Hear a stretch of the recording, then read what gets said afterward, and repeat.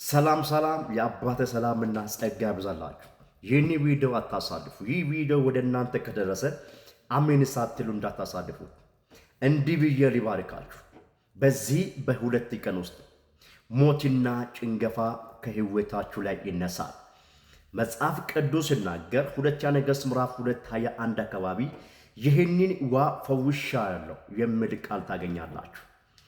የጨነገፈቿን ሀገር ኤልሳ እንደተናገረ ዋው እንዲሁ እንደተናገረ እንደተፈወሰ እንዲህ ብዬ ትንቢትን እናገራለሁ በሕይወታችሁ ላይ።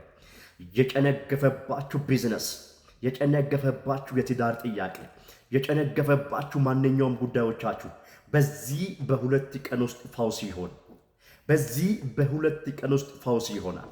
በዚህ በሁለት ቀን ውስጥ ፈውስ ይሆናል። የጨነገፈባችሁ ማንኛውም ጉዳይ ላይ የእግዚአብሔር ፈውስ ያግኘው በኢየሱስ ስም ጸልያለሁ። እንጂ ሰስነ